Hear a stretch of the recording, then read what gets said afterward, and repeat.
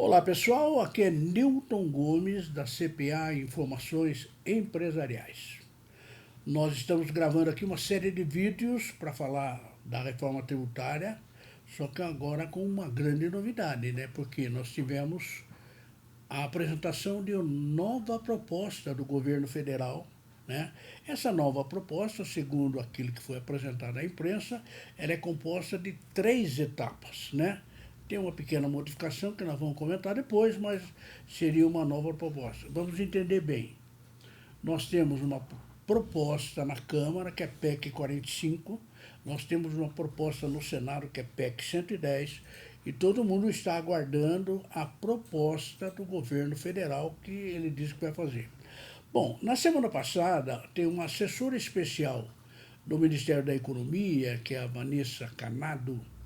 Ela informou numa entrevista que o governo federal deve encaminhar ao Congresso Nacional, em 3 etapas, a proposta de reforma tributária. Segundo a assessora, as mudanças que o governo pretende propor não exigem mudança na Constituição, o que, em tese, pode fazer com que seja mais fácil a tramitação. Informou também que as medidas não exigirão mudanças na Constituição. Então, vejam bem, pela informação que a Vanessa deu, nós teremos projetos de lei, nós não teremos proposta de emenda constitucional, né? Porque ela entende que tudo que será tratado nisso será por lei ordinária, por lei complementar, não há necessidade de alteração na Constituição. Muito bem, então, como na entrevista da semana passada ela se referiu ao fato de que são 3 etapas, né? E agora nós tivemos uma entrevista hoje ainda que está se referindo talvez à possibilidade de uma 4ª etapa. Então nós vamos fazer o seguinte, nós vamos discutir as 3 etapas que foram colocadas lá e depois vamos aguardar o que vai acontecer. Na medida em que o tempo vai passando, a gente vai entendendo o que está acontecendo. Muito bem, então vamos examinar a etapa 1, que foi apresentada pela Vanessa, e aqui ao meu lado está a Júlia Gomes. Oi pessoal, meu nome é Júlia Gomes aqui da CPA Informações Empresariais. Bom, na primeira etapa a gente vai ver um pouco sobre a tributação sobre o consumo.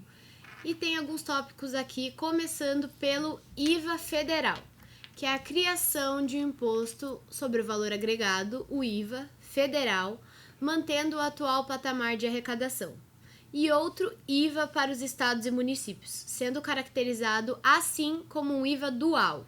Muito bem, então essa é uma grande novidade, né? Na realidade, quando eu me refiro à PEC 45, que está na Câmara, e a PEC 110, que está no Senado, ambas prevêem a criação de um IVA nacional. Isto é, um IVA que inclui não só todos os tributos federais, mas como também o tributo estadual e o tributo municipal. Tem um IVA nacional.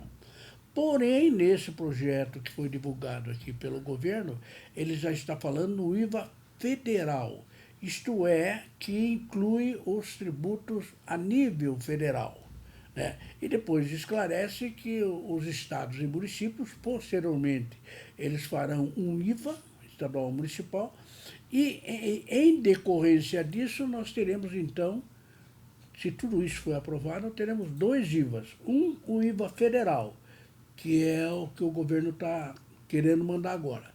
E, posteriormente, se os estados e municípios aderirem, nós teremos o IVA estadual, municipal.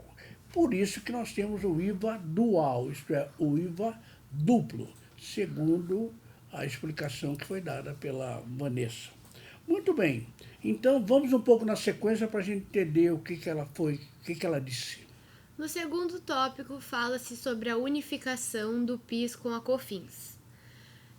O intuito é englobar no IVA federal o Programa de Integração Social, PIS, e a contribuição para o financiamento de Seguridade Social, COFINS, sobre o consumo. Isso, então esse IVA, Imposto sobre o Valor Agregado, ele é o imposto que incide sobre o consumo.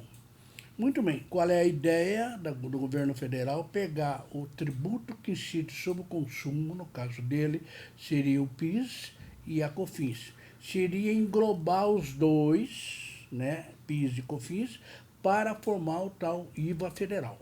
Veja, então, que não há nem ICMS nem ISS, porque ficaria para uma fase posterior, como houvesse um acordo lá com os outros entes tributados, e aí é que surgiria, caso isso viesse aprovado, a figura do IVA dual, né? Então, tá aí, o IVA federal juntando PIS e COFINS. Qual seria a alíquota desse novo imposto, Julia? Bom, a alíquota do novo tributo, segundo as simulações, deverá ficar entre 11% e 12%. Muito bem, o que o governo federal fez? Ele sabe qual é a arrecadação do PIS, claro, é dele.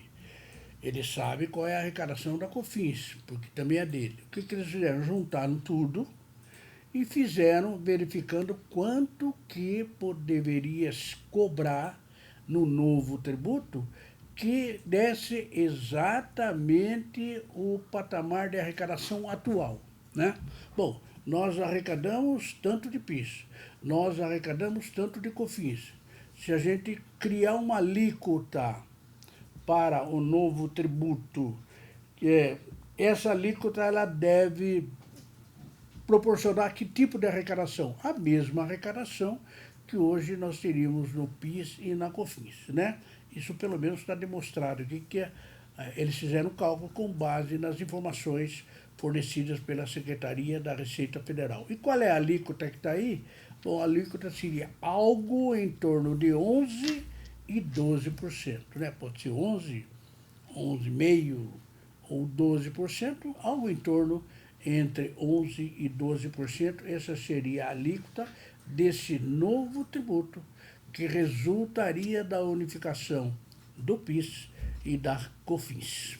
Muito bem, qual é a explicação dada pela assessora lá para não incluir o ICMS e o ISS?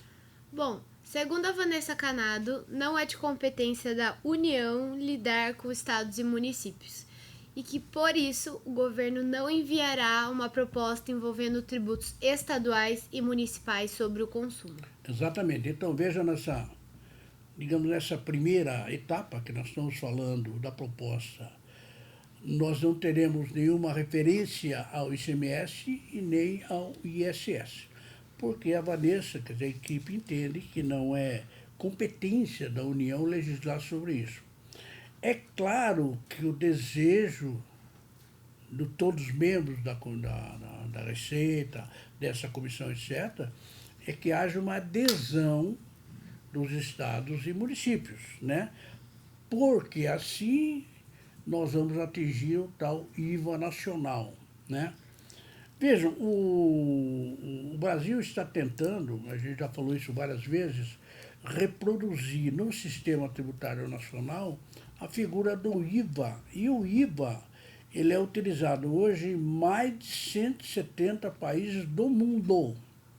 Ora, se imaginar que tem 200 e tantos países, quer dizer, então, eu imagino que 70% dos países do mundo usam o IVA. E na maioria dos países que adotam o IVA, é um IVA nacional, né? É um IVA que não tem para isso, para aquilo, não. É um IVA nacional, né? É por isso que nós temos. Mas como certamente o governo federal tem encontrado dificuldade em se entender com os 27 estados e mais de 5 mil municípios, eu acho que a ideia foi o seguinte: olha, vamos cuidar do IVA federal, os tributos são nossos, PIS e COFINS, nós sabemos tudo sobre ele, vamos cuidar disso, vamos fazer o IVA federal. E depois vamos tratar com eles, com os entes políticos, tratar a possibilidade de se criar um IVA estadual municipal. E aí depois junta tudo e faz o tal IVA dual. Muito bem, nessa apresentação que foi feita pela assessora Vanessa, ela se referiu à situação da Zona Franca de Manaus. E o que ela disse? Bom, a proposta do governo mantém os benefícios para a Zona Franca de Manaus, em um primeiro momento, mas a assessora não afastou a possibilidade de que sejam propostas mudanças no futuro.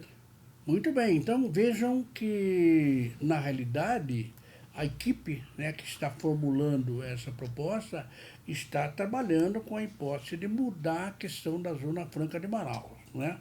Como nós sabemos, a Zona Franca de Manaus, que é um lugar muito pequeno, né, ela gera uma renúncia fiscal algo em torno de 25 bilhões de reais. Né? Então é uma renúncia fiscal muito grande. Eu imagino que os técnicos estão tentando achar uma solução para isso. Mas ela está dizendo que, num primeiro momento, a ideia não é mexer com a Zona Franca de Manaus, que ficaria exatamente com todos os benefícios fiscais que detém atualmente. Agora, que existe, sim, a possibilidade de que sejam propostas mudanças no futuro. Muito bem, então essa é a etapa número 1, relativa à tributação sobre o consumo, né? E na sequência, Julia? Bom, no próximo vídeo nós vamos ver um pouco mais sobre a segunda etapa da proposta do governo federal. Muito obrigada, até o próximo vídeo. E antes de finalizar, gostaria de lembrar para vocês, o site da CPA é netcpa.com.br. Além disso, não esquece de se inscrever aqui no nosso canal do YouTube.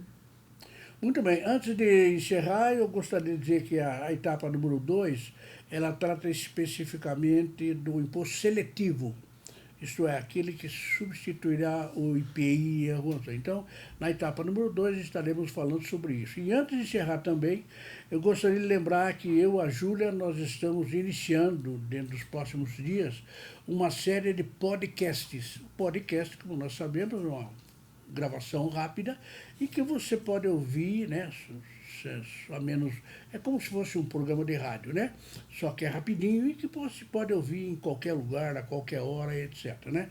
Bom, então logo nós comecemos a produzir o podcast a respeito aí da tal reforma tributária, nós estaremos anunciando para que todos tenham os vídeos e também os podcasts. Muito obrigado e até a próxima.